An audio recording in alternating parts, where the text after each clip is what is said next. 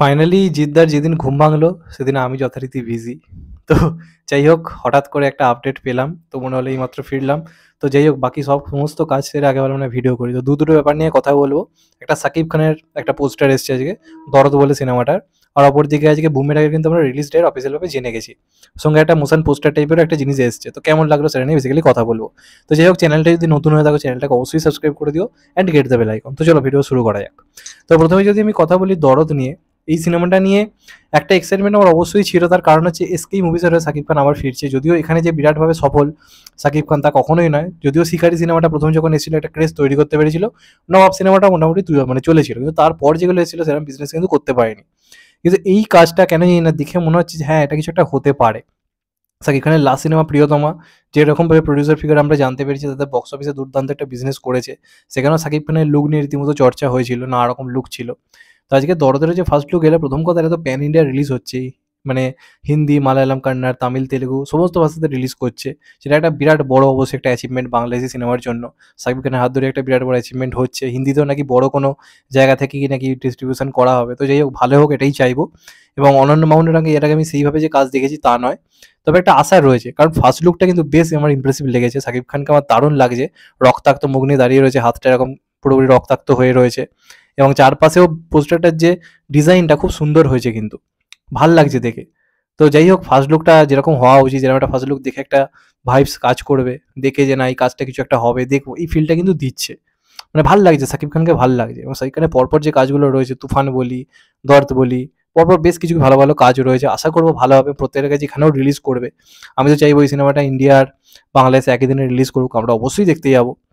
এবং কেমন লাগে তখন অবশ্যই জানাবো। তবে আজকে পোস্টারটা আমার বেশ ভালো লেগেছে, অনেকটাই সারপ্রাইজ হয়েছি পোস্টারটা দেখে। মানে এতটা এক্সপেকটেশন ছিল না, সেই হিসেবে পোস্টারটা আমার বেশ ভালো লেগেছে। মানে বাংলাদেশি সিনেমায় পোস্টারের স্কেল যেরকম লেভেলের হয়, তার থেকে কিন্তু বেশ ভালো মানের একটা পোস্টার হয়েছে। তো আমার বেশ ভালো লেগেছে পোস্টারটা।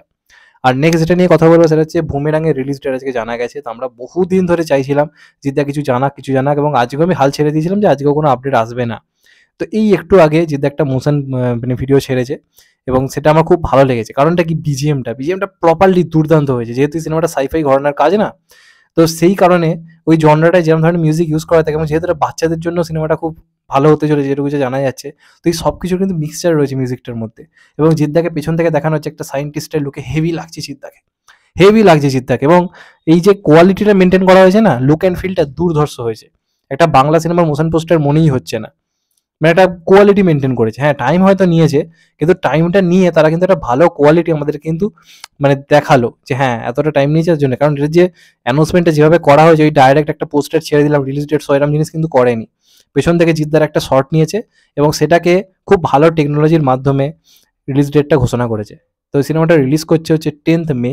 মে মাসে সচরাচর জিদ্দার সিনেমা রিলিজ করে না, তবে সম্ভবত ওই সময়টা ভোট মিটে যাবে, যেটুকু আমার ধারণা। এপ্রিলের পরপর করেই তো ভোটটা হয়ে যাচ্ছে। তো খুবই ভালো একটা সময় বেসিক্যালি। এবং ওই সময়টা সম্ভবত গরমের ছুটিও থাকবে, ওই 10ই মে ফে টাইম করে। তো একদিক দিয়ে খুব ভালো টাইমেই আসছে। এই টাইমে আগে বাংলা সিনেমা এসে খুব ভালো বিজনেস করেছে, এবং ওই সময় কিন্তু বলিউডেরও খুব বড় কোনো সিনেমা নেই। এবং যেহেতু এই সিনেমাটার কনসেপ্টটা খুব ভালো হতে চলেছে, ফ্যামিলি অডিয়েন্সের জন্য সিনেমাটা সমান গ্রহণযোগ্য যেহেতু, প্লাস মাস অডিয়েন্সের জন্য।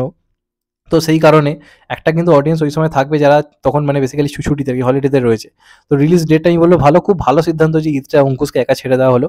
কারণ দেখো, নতুন কাউকে তো উঠে আসতে হবে। আজকে যদি জিদ্দা অঙ্কুশের সঙ্গে ক্লাসে আসে, অবশ্যই অভিজ্ঞতার দিক থেকে জিদ্দা একটা সুপারস্টার, সে অঙ্কুশের থেকে অনেক এগিয়ে। তো লোকে তার সিনেমা অবশ্যই তখন চুজ করবে, এরকম একটা কনসেপ্টের কাজ হলে।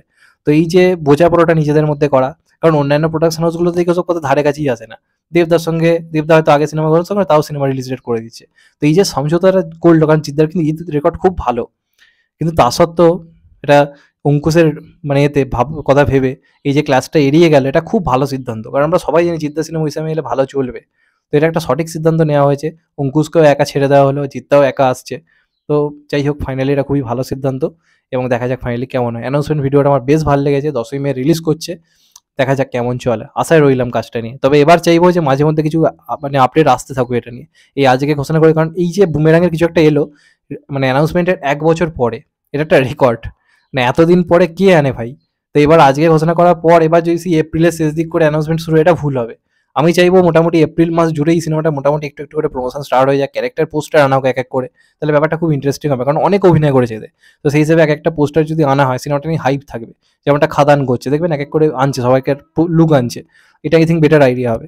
তো আজকের অ্যানাউন্সমেন্ট ভিডিওটা আমার ফাড়ু লেগেছে। দারুণ লাগছে জিদ্দাকে পেছন থেকে।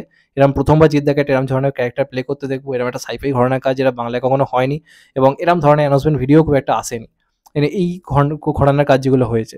তো বেশ ভাল লেগেছে। ওপর থেকে দরদের পোস্টারটাও ভাল লাগলো। তো এপার বাংলার ওপার বাংলার সমস্ত দর্শককে একটাই রিকোয়েস্ট, চ্যানেলটা নতুন হলে চ্যানেলটাকে সাবস্ক্রাইব করে দিও and hit the bell icon. ভালো থেকো সবাই। টেক কেয়ার, নমস্কার। আবার দেখা হবে হয়তো ভাই। সবাই ভালো থেকো, সুস্থ থেকো। নমস্কার, টেক কেয়ার। আবার দেখা হবে।